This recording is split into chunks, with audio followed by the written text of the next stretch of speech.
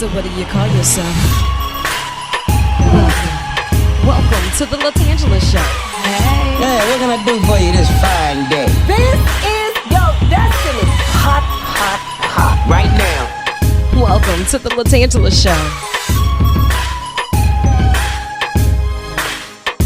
Kick it. Come on in and enjoy yourself. Right now. We gon' party like no one else. Welcome to the LaTangela Show.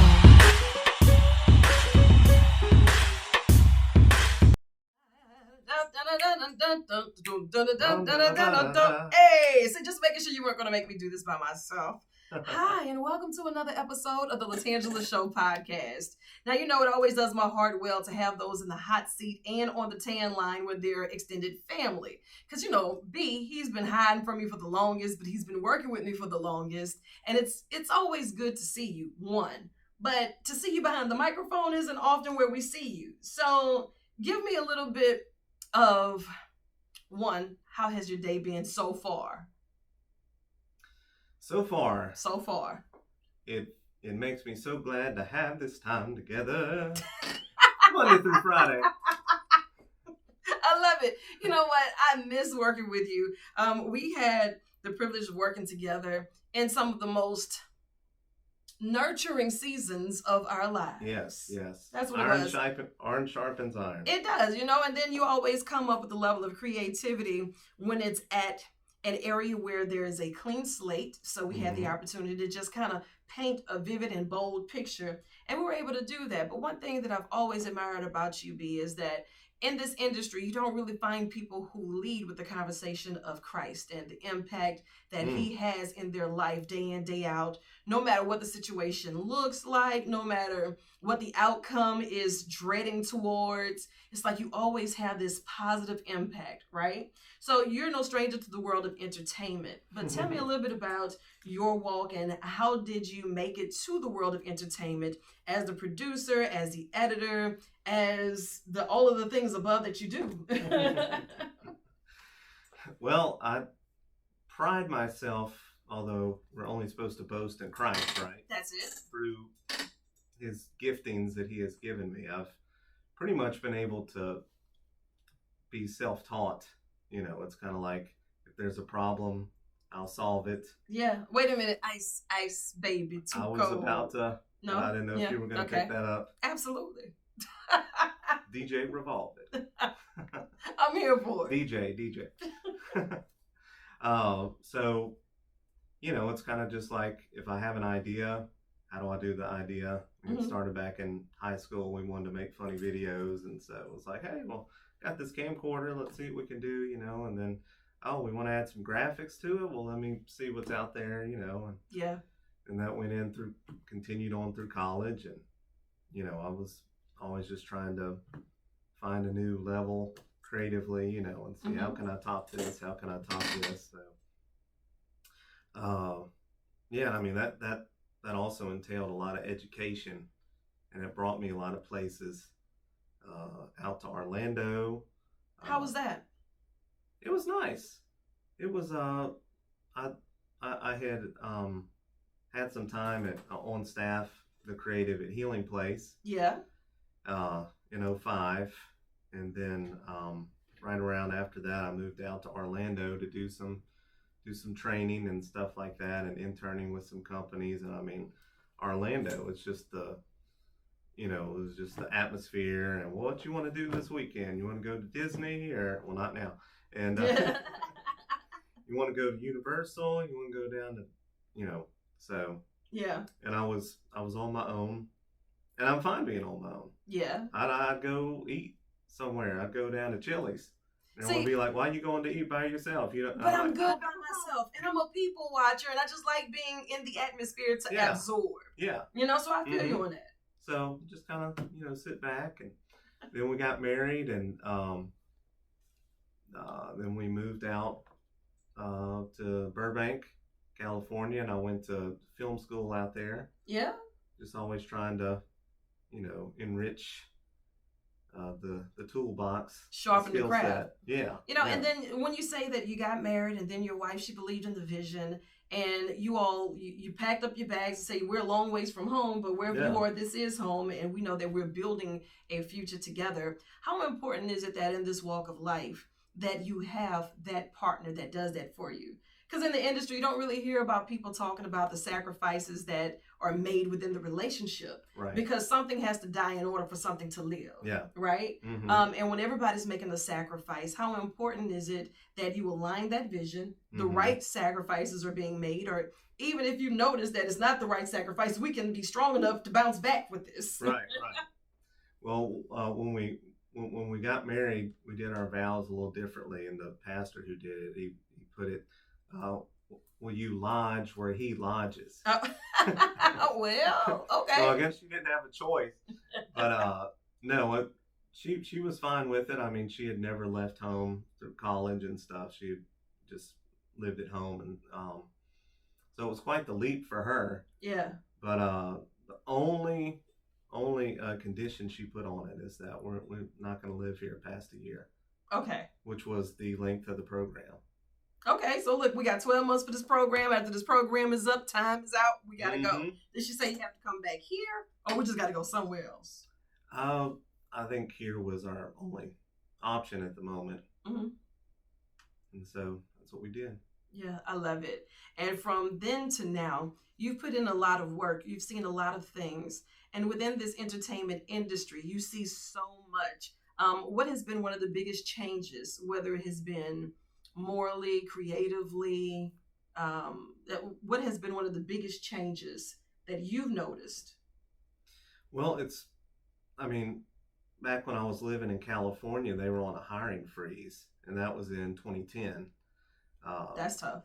And then, they called it the exodus, the flight to the south, and all the movie production was coming here. Yeah. Which seemed like a good thing, but for those of us in post, the studios would come here, get all their shots, get their tax incentives, and then for post, they'd go back home. Yeah. And now, when you say post, you're talking Hollywood talk. So once they get here, they get their production. What is post? You Instagram post? Yeah. I think that was pre-Instagram. Just editing it, color correcting, doing the audio. Where the magic happens. Yeah, exactly. VFX, all that stuff. Yeah. We make it look good. Absolutely. So after the hiring freeze was over, everybody did their flight. And then after the flight, they went back to home, their home. That transition that you all had to go through from then to the next phase, what did that look like? Well, then you were like, all right, well, we need to kind of look locally, and see what talent is here. Mm-hmm. And if we can't have that, then we need to build up something here. Yeah. And make a name for ourselves down here. And so everyone kind of looked inwardly, and it really kind of sparked a renaissance, of creativity here, and a lot of more, local filmmaking and things like that, and just talent, just kind of bloomed out of that. Yeah. And I really like that because, in different areas like California's, the Texas, the Atlantas, you have people who say, this is my clique, this is my creative source. Mm-hmm. And they always have their network, right? Whether it's going to be the writers, the producers, the actors, those in post, they have their clique. Here, it's almost as if we feel we need to outsource to the bigger states versus the talents that we have here at home. Mm-hmm. So that's why the best of our best always feel as if they have to leave in order to make it, to do what it's supposed to. Yeah. But if you look in the industry and you see those who are dominating, they've roamed our soil. Yeah. One way or the other. Yeah. They've roamed our soil. Right. They've got a little Louisiana bayou dirt on the sole of their shoes. So. Yeah, or some of that seasoning in them. Something. Yeah. No, I know that you've been in the game for a long time, but throughout all of it, as the man that you are today, if there was something that you wanted to leave or to put towards the future generation, because I always like to call it nurturing the future in the present, the things that we do today truly matters because tomorrow is depending on it. Right. What does that look like for Brian? I would just say it's all about yourself, Mm-hmm. you know, and I know that sounds vague, but it's you have to be, life is hard. And so Facts. at the ground level, you've got to get yourself straight. You got to be secure in who you are. Mm-hmm. Isn't popular with everyone, but you got to get your faith. Yeah.